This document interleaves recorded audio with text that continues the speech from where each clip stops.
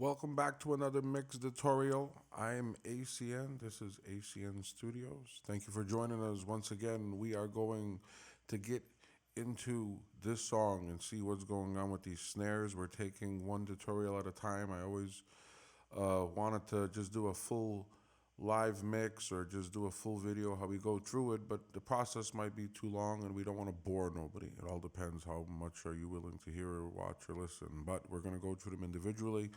We're looking at a medley once again from the church in Connecticut. They did an old song medley, Adam and John, and a few other men that sang in this medley. The song was done. It was recorded. Drums was recorded in Connecticut. They were sent here to Los Angeles. Me and Jasper and Josh did some of the did a lot of actually a lot of work on this song with the music. Adam played the drums, so we already did some mix tutorials on how to mix a kick. Now we want to look into how to mix a snare. I chose this song because I really liked the way I thought the way the snare came out. People actually was asking me, how'd you get that snare? Because people heard the song and I keep getting that, how'd you mix your drums? That's what people always ask me. So we'll show you how we mix it. So we're going to go through the process. I'm not going to mix it. I'm going to show you how it was already pre-mixed. All the settings are still on here. Everything is still here. Let's go through it. Let's see what's happening. Let's look under the hood on this drum kit, and we're going to focus on the snare. Let's hear real quick. I'm kneeling to your spirit. I'm walking in your love.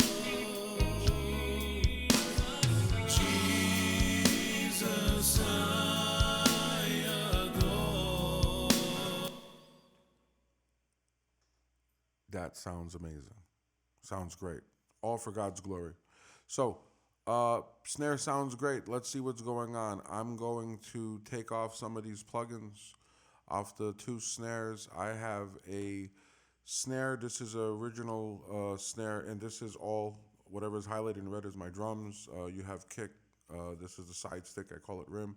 You got snare, which is the original snare. Then you got a snare sample. Two toms, hats, left and right overheads. So let's listen to what's going on here with the snare, without reverb, without any EQ or compression. Let's listen to the original snare real quick. Let's see what it sounds like.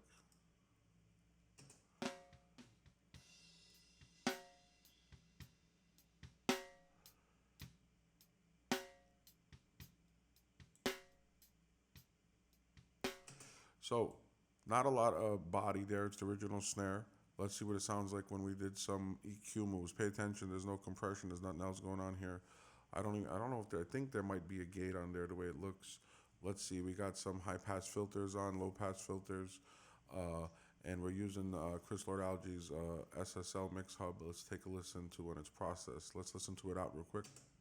Bypass on. Yeah. So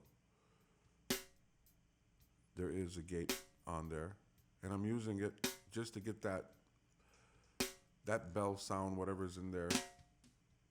So I'm boosting at 10K, 11 dB. In the low mids, I took out like 1 dB of 300, we'll say.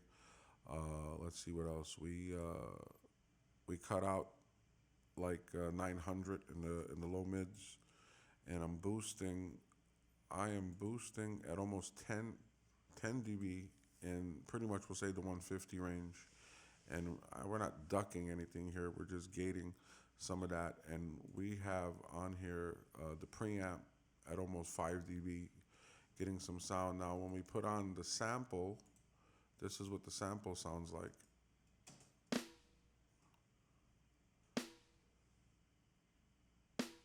That's no EQ compression, no reverb. That sample is not just from any sample or production company. That's a personal sample. As I said before, maybe you heard me say that in the last tutorials, that I pre-record my own samples. I have many samples that we recorded at home, just hitting snares, 3-4 different types of snares, tuning snares, getting different sounds, getting the ring in there, Also getting that low end fat snares, thin snares, that piccolo sound that some people prefer. That we can use that, if we want to add that. And I usually mix with 2 or 3 snares in my mix to get a different balance. So here's what it sounds like. This snare, we'll listen to it bypassed. This is the sample, which is a real sample, by the way. Let's listen to it with the effects on, or I should say the EQ and the compression.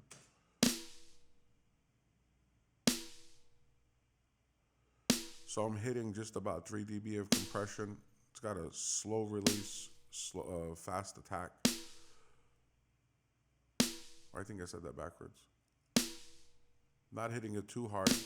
Now, when excuse me, I never use uh, compression. That's something I always say, and I'm going to always continue to say that. I don't compress drums. And compression is not really the biggest option for me when I'm compressing drums because I don't think I have to compress drums unless I think I need to. But I use compressors as character. So my compressor is going to give that drum that sound, guitar, bass, whatever it is, it's for character. And it also helps cut through the mix if it's necessary, if that's what I'm using it for. So I'm using this 1176 version from Steven Slate or Slate Digital plugins, and I thought it sounded great. On here, I have a VCC channel, which it's giving me a British 4K console saturation sound when you play it. Watch the meter. So it's doing it very little, very, very little. I just like the way it hit. It's on there. I don't even think I even move these faders or these knobs around. I can choose from a US. This would be a Neve. This would be like an SSL console saturation or sound of analog. Boosting in the 10K at about 11 dB, cutting out some some high mids. Not a lot of action here at all with the low mids. I'm doing more here with the low. I'm adding 12 dB of 100 hertz in the low end. In the high mids, adding some 2 in the 300s, adding some almost 3 dB and giving it some small shine. There's more shine here going to SSL. This is what I love about the virtual mix rack because you got everything you want, and you can add, EQs, compressions, saturators, whatever they got in here. If you look on the left as I'm scrolling, and you could choose all that. Now, what's giving it the sound? First of all, remember, I didn't make a tutorial for this, but I will. All my drums are being sent to a drum mix, which is a drum bus or drum aux, and that's where, and a drum boost that's giving me more body. So we're just listening to it, in solo, and this is what we get. Now, when I put the reverbs on, I usually have a plate, or I should say palette, of different reverbs. So right now I got 3 reverbs on, and there's a hall, a short hall, and a plate. And I got the hall and the plate on the first snare, and I got the hall and the short hall on the sample. And this is what it sounds like when they're together. They're brought to life. Let's unbypass that.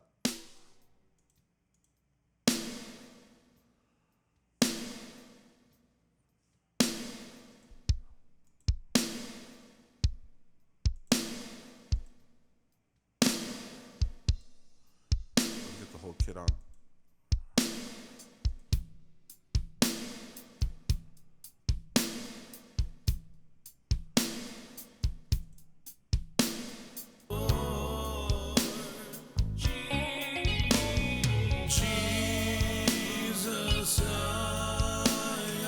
And that's how I get the sound for the snare in this song. You don't have to use the same settings for every song. Every recording is different. You may have hit the drum with the stick a different way and didn't achieve that. However, always, and I'm not against people setting up settings. They save the preset. That's fine. You can do that. I personally go in every song, every snare, every drum, every piano, every key, whatever. I do it differently because it's all recorded differently, and it's all depending on the artist and the song itself. So have fun with that. You just now got pretty much underneath the hood of what I did for that snare, and we'll get to the rest of the kit later. So thank you for watching. Like, subscribe. Tell someone that's dealing with a situation with a snare, and maybe they can learn something from here. Send it to someone, And thank you for stopping by ACN Studios.